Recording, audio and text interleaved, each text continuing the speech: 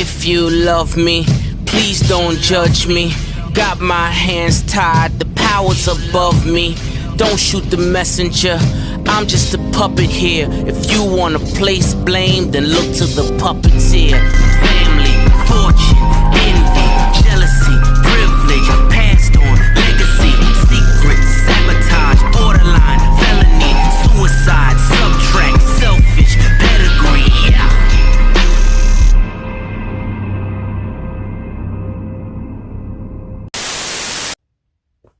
Alright, so we had the ARCA East race last night at new Smyrna Speedway, and yeah, this race, well, less said about this ARCA East race, the better. That race fucking sucked. Like, it was boring as hell. Like not many cars on the lead lap. Like, this entire race, for the most part, was between Sammy Smith and Taylor Gray. Like, Sammy Smith had the way faster car majority of the race. Taylor Gray tried to keep it close with him for a good part. Hell, early in the race, Taylor Gray was even able to get the lead off him under the green flag on a restart. Only for Sammy Smith to wrestle the lead back right before the halfway break. Because, yeah, I actually forgot ARCA has halfway breaks. It's like, oh yeah, ARCA had that stupid thing still. Yeah, because that's just so ARCA for you. And yeah, then the second half of the race happened, and then Sammy Smith no one could keep up with Sammy Smith, and Sammy just pulled away. And Sammy Smith easily wins at New Smyrna. So yeah, Sammy Smith, he kicks off his ARCA East title defense. He picks right back up where he left off last year, winning the season opener. So yeah, let's be real. For the ARCA East Championship, it's easily between, Sammy Smith and Taylor Gray. It's going to be one of those two winning the championship. Probably Sammy Smith going back-to-back. More than likely. So, yeah. And, of course, for ARCA East, it's only 7 races this year. So, it's like one race, one race a month. So, yeah, pretty spaced out in between. I know the next ARCA East race is not going to be till next month then at Five Flags Speedway outside Pensacola, Florida. So, they'll get to stay in Florida.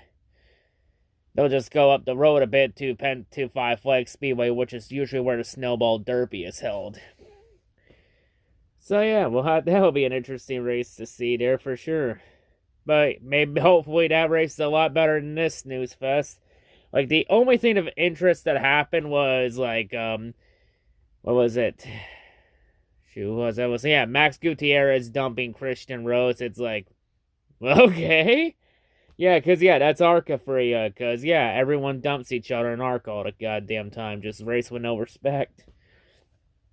But, yeah, that and the only other interesting thing was the race being delayed quite a bit because of rain. That's just Florida weather for you. So, yeah. But, yeah, that's just ARCA East for you. Just a very boring race. So, yeah.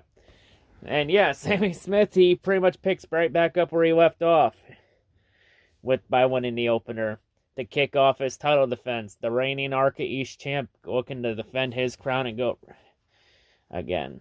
So yeah. But yeah, overall though, not a whole lot happening like in terms of NASCAR news. Like, the only newsworthy thing was about that HMS is opening up the door to have Kyle Larson potentially maybe do the Charlotte Indy Double this year or sometime in the future. And HMS also opening the door to maybe going into more racing series, you know. Maybe they'll go into other NASCAR sanctioned series, like maybe bring the Trucks team back. Maybe they'll go to ARCA. Maybe they'll do what Rick Ware did and go to the fucking Penny series. Maybe they'll start an IMSA team or an IndyCar team, or hell, maybe those rumors about HMS going to Formula 1 might come true. You know, time will tell for sure, but I definitely think HMS's future is 100% bright. Like Jeff Gordon, I think Jeff Gordon honestly becoming the vice chairman and executive vice president at Hendrick Motorsports was one of the greatest decisions Rick Hendrick ever made. Because Jeff Gordon's about to fucking take the team, the organization, to brand new heights. Heights that Rick Hendrick could only dream of. So yeah, Jeff Gordon really about to, because the first generation builds the brand, and then the second generation grows it. And yeah, I say Jeff Gordon's about to grow the brand of Hendrick Motorsports. He's about to grow that bitch and make it grow big and strong. And yeah, the never-ending dynasty will continue to reign supreme on all the peasants. So yeah, that's pretty good. So yeah, maybe Champ Money will do the Charlotte Indy double. We'll have to see. Time will tell. But yeah, that and of course the 500, the duels happen Thursday night. I believe qualifying happens Wednesday. So for Daytona 500 qualifying, I wonder who NASCAR is going to manipulate to get the pole this year. Because we all know the 500 qualifying is manipulated as all hell to get the best storyline possible for ratings. All I say is if you want evidence that the Daytona 500 qualifying is manipulated, just look at every storyline that came from every single pole sitter from 2010 to 2021, and then come back to me. And tell me if you see it. If not, I'll gladly explain it.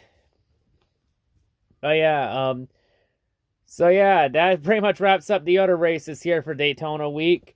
So now we go to the big track for the remaining races, which are the duels, the Xfinity trucks, and ARCA, and then the Daytona 500. The remaining races happening this week, I'm going to put them all in the Daytona 500 video. But yeah, anyway, that just wraps it up here. The first two races of Daytona week are officially in the book. Now we go to the big track for the big races.